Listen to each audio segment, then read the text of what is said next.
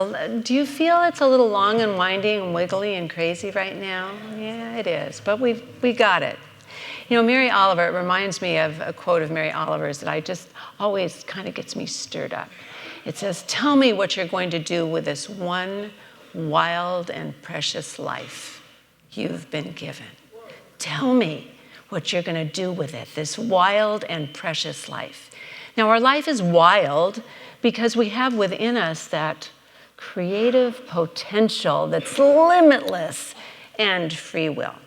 So we can pretty much do with it what we want. So that gets a little wild at times. It gets greatly wild and crazily wild, but it's there for us. And our life is so precious. It's a sacred life because we're not only infused with divinity, we are one with it. So we have this wild and precious life, and we get to decide what we're going to do with it. But on any journey we go on, this long and windy journey that we just heard about, we've got to know where we're going, because if we don't know where we're going, we're sure to get there. And if we know where we're going, it may be long and windy, but we will arrive because our intention has been set. Well, the journey that I'm talking about today, if love is to lead us, then it has to be a spiritual journey. Because that nature of love that Madeline talked about is that nature of God. We are created in love, and love is our purpose, and love is why we're here. We don't have to choose that because that free will and that wild part, but we have to decide where we're going. And if we think of where we came from, in the beginning there was God. Poof! And then everything else created from that. So our journey is actually a journey that leads us back to where we came, but we'll be evolved, more awake, with a higher consciousness, and hopefully way more loving than when we started. But it's the destination is that oneness, the love, the unity of all of us. And that's where we're going. And our goal, now I'm going to sprinkle this morning with lots of mystical wisdom, because mystics know this journey very well. They don't need any mediator between themselves and spiritual awareness because they're already there. They feel that connection. They are so commingled with spirit. They don't know where spirit stops and they start. They're just all melded together in that. So Meister Eckhart, the Bible says that we are to stir up the gifts within us. Stir it up. And Meister Eckhart did that. He was a Catholic, German Catholic philosopher, mystic, and theologian. And he stirred up the Catholic Church a lot because his wisdom was very mystical. And he spoke about it. He believed in oneness. And he said, any journey we go on, we have to get to the ground of our being. And I'm going to read to you what he said about this ground of being, because we talk about it in little different terms every Sunday. But he says this ground of being is a universal divine source residing in every individual. This ground encompasses the order and the wild aspects of our being. He talked about the wild one, the part of us, that creative part of us, that we need to get aligned with spirit. We get to be infused with spirit to bring out our best self. But he said we start there. We've got to be there. The order, what I take it, he didn't explain, I didn't read what the order meant to him, but those are the spiritual laws of the universe. The laws that are mechanical, impersonal, that work for all of us. And those are the order, and then we get to be the wild ones and see what we do with all that. And that's our journey. We get to see what we do with this precious life that we've been given.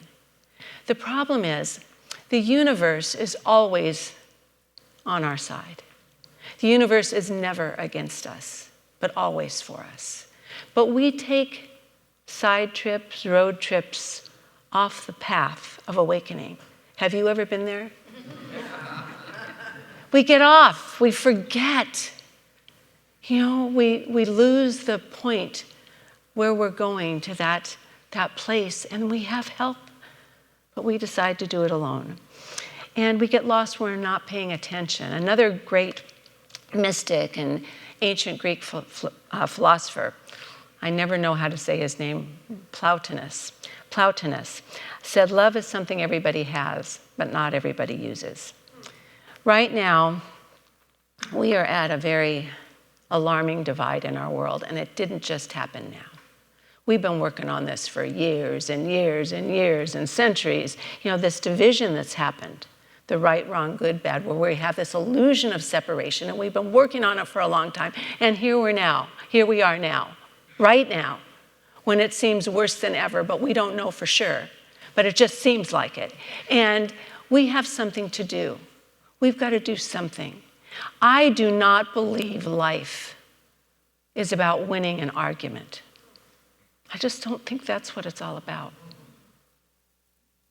I think it's about learning how to come together and find a common good, a common thread that we can work on. That's what I think. And this long and windy road, I believe, is where we need to shoot for and what we need to do.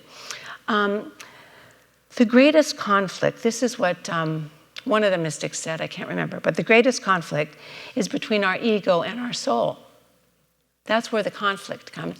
Our ego is our personality and our self, and we don't want to destroy that. I know a lot of people say, oh, crush the ego, but no, that's our uniqueness. That's our little individuality. But the ego can get focused on competition, on being right. It can get really focused on winning and forget that there's another part of us, which is the soul.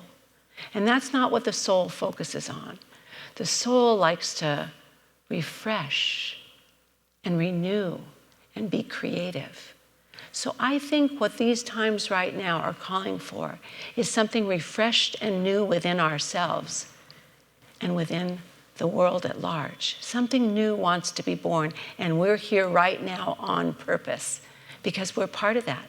But the first thing we have to do, in my opinion, is we've got to love ourselves the way we are. We talk about it every Sunday. We're perfectly imperfect as humans. That's the way we're supposed to be because we're learners and growers and we're evolving and growing. So we have to have things in us that have to get better. So we need to learn to love ourselves, which is a beautiful but difficult journey. How many of us were taught to love ourselves? Some of us were, but a lot of us weren't. It brought to mind to me the movie, The Help, that was about 1960s in the Deep South, and the big division, class division, and how one of the maids in one of the southern houses for one of the southern belles was taking care of her little girl. The mom didn't like the little girl very much. Oh God, it makes me sad to even say that, because she didn't live up to her expectations. We can't have a lot of those expectations on this journey of love when we let love lead us. And Abilene, the maid, said to the little girl, "You are smart, you are kind, and you are important." And she said that to her every day, several times a day. We didn't all get blessed with parents like that, families like that, a culture like that, but we can say it to ourselves. We're smart because every one of us is smart in our own unique way. We're kind because we get to choose to be kind or not. In fact, well, I'll tell you that in a minute, but we can choose to be kind. And we are important. Every person plays a very important part in this world. We can tell that to ourselves. So we can work on this process of getting ourselves aligned with the best part of ourselves.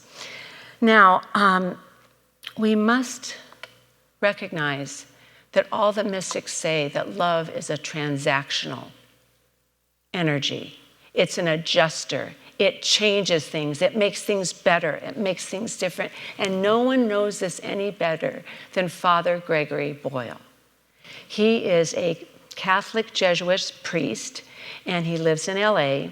And I got to see him with Elizabeth and Bill Kramer at St. Timothy Church when he was speaking on his book, Tattoos of the Heart. He's written a new book, and his new book is Cherished Belonging. Ooh, that gives me God bumps. The Healing Power of Love in Our Divided Times. He knows more about the power of love than anyone. He started Homeboy's Industry. And he has brought together and rehabilitated and integrated gang members and incarcerated youths. Homeboys is the biggest organization that's ever done that. Because he said he had done 260 funerals for gang-related deaths. And he said, there's got to be something better. There's got to be something better than this, than all this fighting and arguing and anger and upset and difficulty. There's got to be something better. And he found it. He said from the outside, people look in and said, oh, these kids just need more moral principles. They need to be told what to do. And he said, no, they don't. They need to be loved. And they need not to be felt made guilty. They need to be loved. Stop the finger pointing. Everybody. And he has integrated these boys. Now, one of the boys said to him, when he asked how his day was going, because it takes a lot of faith and trust for these boys from different gangs, from other sides, to come together and work together in cooperation in their bakery and their programs and everything they provide. And he said he asked one of his homies one morning, how's your day going? The homie ponders the question before answering, today, I let God hold me by the hand. He knew there had to be something more. He knew he wasn't alone. We need to know that too. We are not alone. The universe, again, is always conspiring for our good. The two unwavering principles that Father Boyle rests on is number one, everyone is unshakably good. No exceptions. Which is what we say. There's a goodness in everybody all the time, no matter what. And number two, we belong to each other. We belong to each other. No exceptions. We just do. We've forgotten. You know, this is what I was going to say. This is very cute. It was humility and kindness are always the way to love. Always. And mystics know this. They know how to step, especially when things get difficult, to step outside of themselves, to focus on the other. This is where joy resolves. This is where our self-absorption is let go of. And he says, it's something we need to remember. There are no unkind people, but people get diverted. Think about walking your dog on the leash. The dog is totally cooperative. You've trained that dog. That dog knows what to do. But then the dog sees a squirrel, and it's all over. It's all over. People get diverted. They get diverted, they get sidetracked, they go off on these tangents, and simply for a time being, they forget who they are. There are no unkind people. There are diverted, distracted, unfocused, lack of attention people who need to get back on track. And you know how we get back on track? Well, first of all, I woke up in the night after I was thinking about this, and I realized that the 10 Commandments didn't get it quite right. Do not do this, do not do this, do not do this, do not do this. We need an invitation to do what's good. And I thought of Hafez, and he has a poem. And it says, every child knows God. Not the God of names, not the God of don'ts, not the God who does anything weird, but the God that only knows 4 words. Come dance with me. Come dance. That God is an invitation. That God is approachable. When we start wagging our fingers, that's being punished. That doesn't make a God that's approachable. The God I know is affirmative and always affirmative. That's how we know if we really hear the voice of Spirit. It's affirmative, it's for us, it's always there. That's when we know. That's what's going on. So that's what we get to do, be humble and be kind. That's the poem. So what I want us to do today, Father Boyle said, love is God's religion, and loving is the way we practice it. Let that be our compass and our guide. He goes on to say, we are to love each other into wholeness. Are you able to look hard enough to see in every person their secret wholeness? I don't know. If you're not, what's your squirrel? What's the thing that gets you diverted? I know last night my squirrel was tortilla chips. It really gets me off track. I know I want to be good, and I always say, Kirk, just give me a few. Then I'm eating them off his plate, and then I ask him if there's any more, and I'm totally distracted. But anyway, that's just minor. So, returning home is a higher state of consciousness, but this is really sweet. A little later, Father Greg said a homie sent him an email that ended with, "Today, I will surrender my arms to God." Oh, no. Today, I will surrender to God's arms and choose to be those arms. Our goal, as Meister Eckhart says, should be to see as God sees. Probably the most famous quote from Meister Eckhart is, "The eye that I see God is the same eye that God sees me." My eye and God's eye are one eye, one wisdom, one love. And that's the vision to see with. So today in our prayer wall, what I'd like for us to do is to think about what's keeping me from knowing or connecting with my unshakable good. Now, we don't want the whole story up here. We want a word. What we need, do we have more courage to surrender our old beliefs to have new ones? Do we need forgiveness to make more space to be loving? Do we need, self-love? What do we need to get in touch with that unshakable goodness that's in us? Because once we do, there's no stopping us. We know where we're going and what we want. When we really find something to take us where we want to take a stand, I just say, stand there. If your word today is courage, stand in courage. If your word today is forgiveness, stand in forgiveness. Stand there, be there, hold on, be reliable.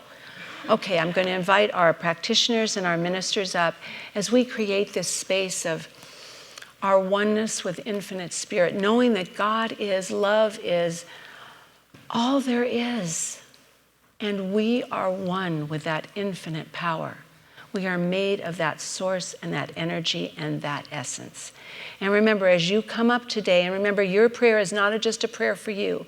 There are millions of people who want the same thing you do. So the voice you speak is the voice for yourself and the voice for so many others.